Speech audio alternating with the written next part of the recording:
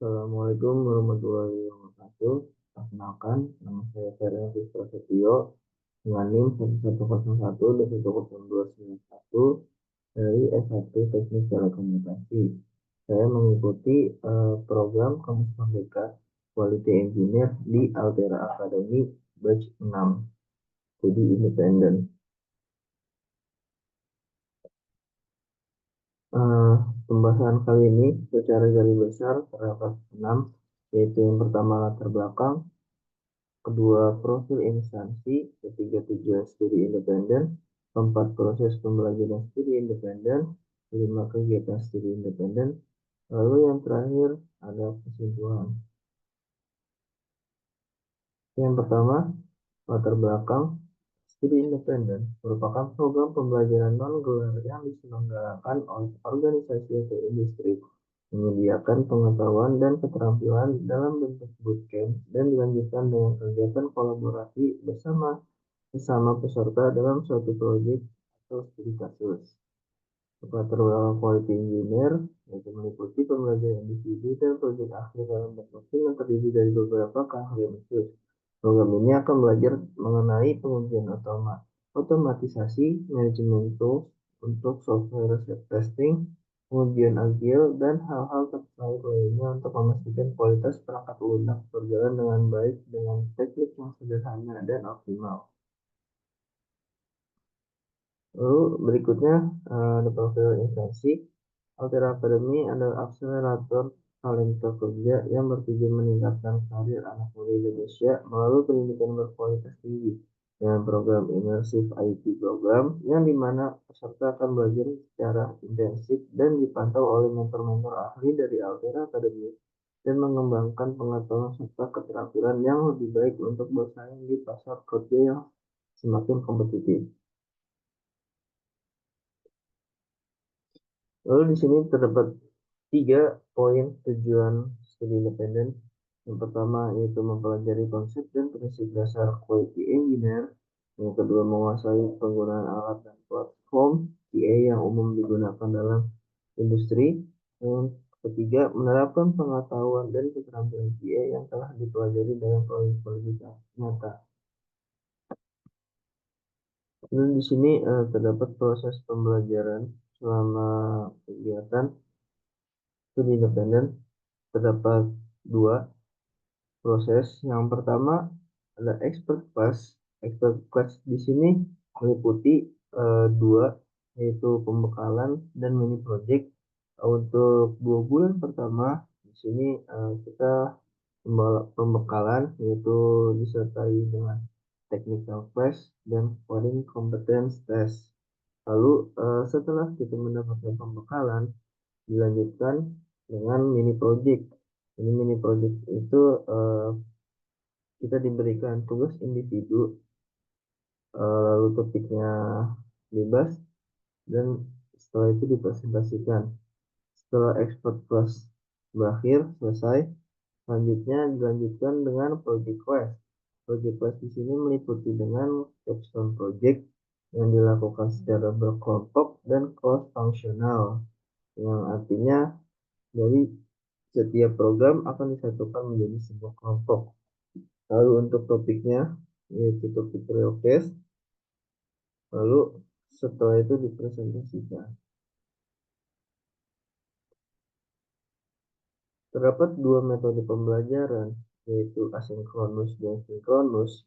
Asinkronus yaitu self study menggunakan platform alta.id di mana peserta diberikan materi dalam bentuk PPT dan video recording untuk dipelajari secara mandiri dengan cara menonton video recording yang sudah diberikan, kemudian mengerjakan assignment yaitu meliputi kuis, ringkasan materi, dan praktikum dari setiap materi yang diberikan.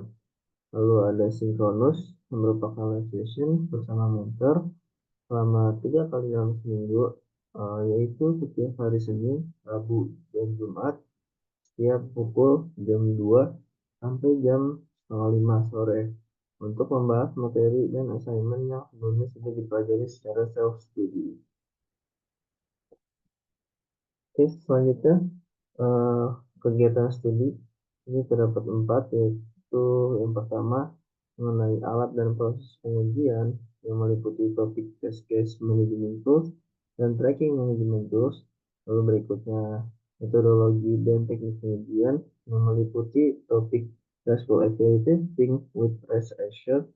Lalu ada web UI testing with Serenity, post processor and understanding Gmeter, mobile testing, dan testing in CI/CD pipeline.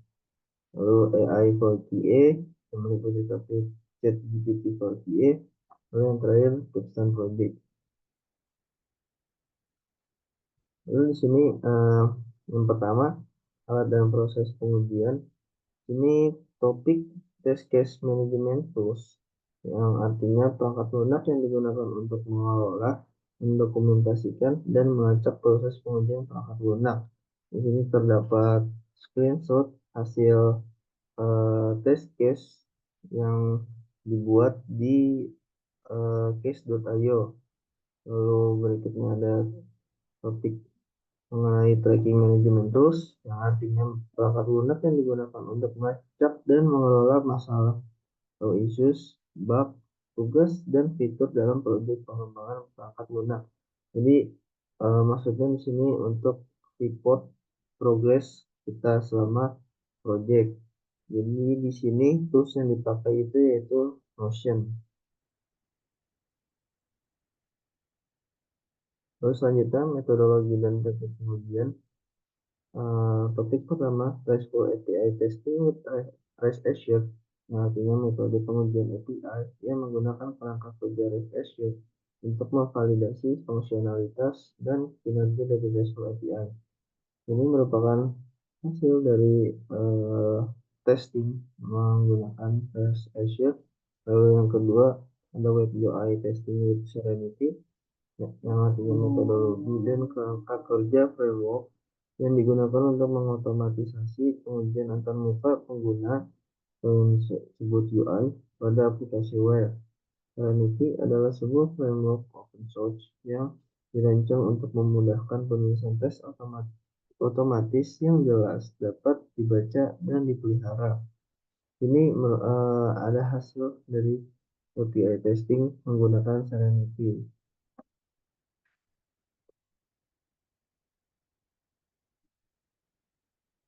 Selanjutnya, masih dalam materi metodologi dan teknik pengujian. Di sini ada post processor dan understanding Gmeter, merupakan topik yang berkaitan dengan penggunaan Gmeter, sebuah alat open source yang digunakan untuk menguji performa aplikasi. Jadi di sini merupakan screenshot mengenai progress menguji performa.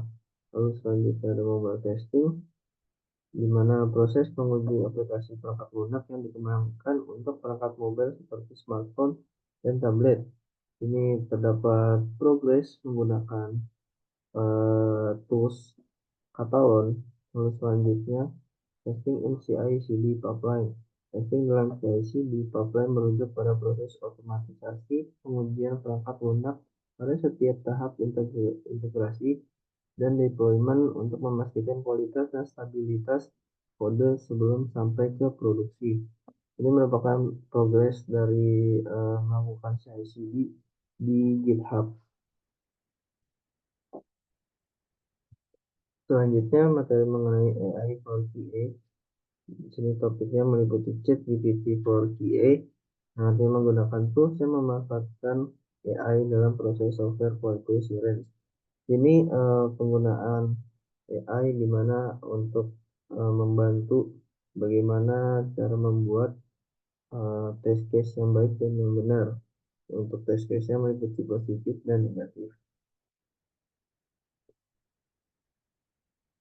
Lalu berikutnya kegiatan studi yang terakhir yaitu Kipsan Project, di mana pada tahap project ini saya berkolaborasi dengan seluruh divisi untuk menyelesaikan studi kasus. Ini merupakan hasil dari Kipsan Project-nya, di mana di sini terdapat tampilan untuk tampilan web, dan ini di mana tampilan untuk pada mobile. Lalu di bawah sini merupakan hasil testingnya, di mana terdapat hasil testing API, hasil testing web, hasil testing mobile, dan hasil testing performa untuk API.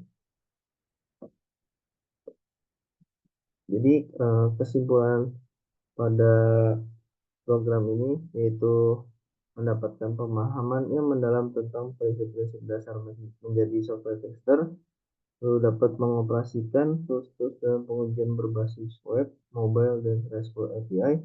Dan terakhir, Capstone Project merupakan sarana pengimplementasian ilmu hasil pembelajaran yang diperoleh selama menjalani kegiatan MSID, baik secara teknikal dan non-teknikal, seperti cara berkomunikasi dan bekerja sama dalam tim dalam proyek nyata.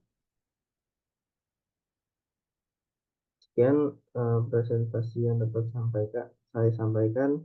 Mohon maaf apabila masih terdapat kesalahan kata. Kurang lebihnya mohon maaf. Assalamualaikum warahmatullahi wabarakatuh.